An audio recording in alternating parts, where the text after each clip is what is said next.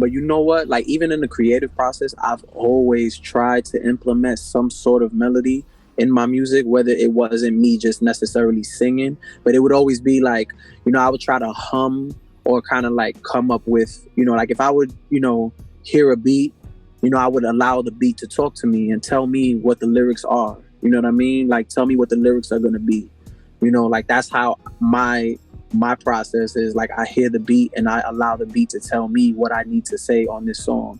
So, I'm not one to sit there and write much. I might, apply what I'm going to say later, but I like to hum and harmonize and, kind of come up with, I might just, babble just different words here and there, like whatever I might say at the moment, but later on I apply the words and whatever meaning, or at least whatever message I'm trying to apply to this record.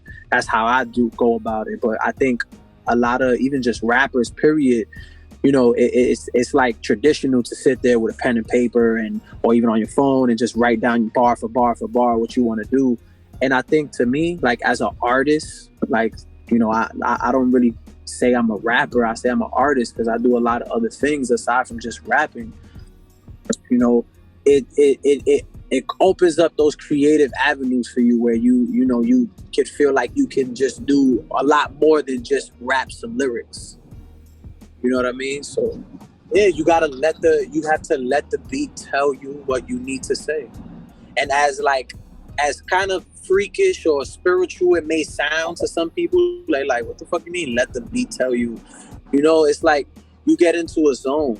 Like I get into a zone when I hear beats and I'm like, this is it is sort of spiritual, in a sense. It's like you're like I said, you're allowing, this force, from the music to kind of like empower you to it's like what was that scary movie with like an exorcism in a sense, if you will. You know what I mean? It's like that, if I could put it like that, where it kind of comes within you and it just that's when you spit out the words. It's like the same concept in a sense. I think I used to attribute it to my older brother. He used to sing a lot and he was really good, but he never really pursued it like that. But he used to tell me, hey, like, do it. Like, you have something in you and I see it. Like, you have a voice.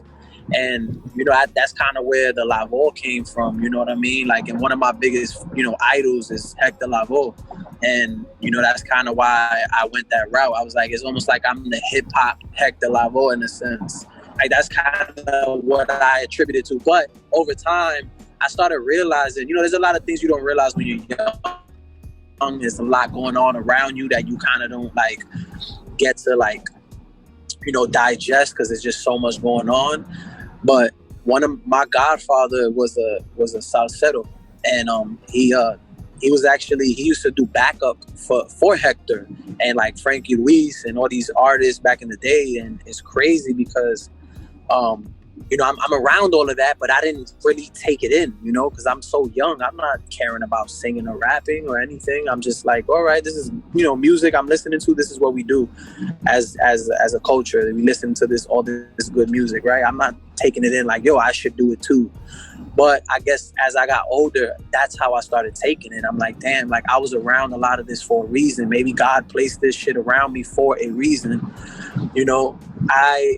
I'm very big on my spirituality, and I'm very big on everything happening for a reason. And I believe that's what was the bug for me, like being around that environment, being around people who are constantly pumping music, like my mom, my father always playing music around me. Like it was never a dull moment. Like you come into my house, you think you're coming into a party, a house party. I get into the car, it's blasting with Spanish music and some type of rhythmic house party kind of music, and it's just always something going on. Very soulful music at times, and I guess I could attribute it to those that were around me, my parents, my family members.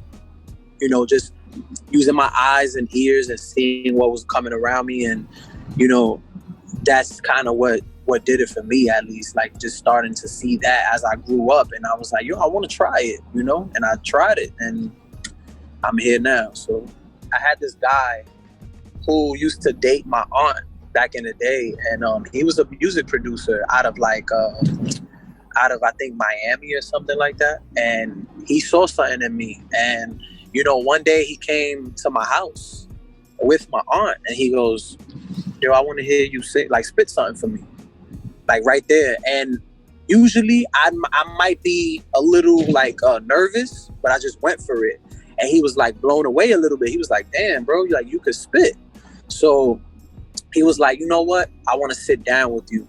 He taught me how to structure my bars musically. Like this guy, I honestly, and I don't even remember his name, to be honest with you. I do not remember his name at all.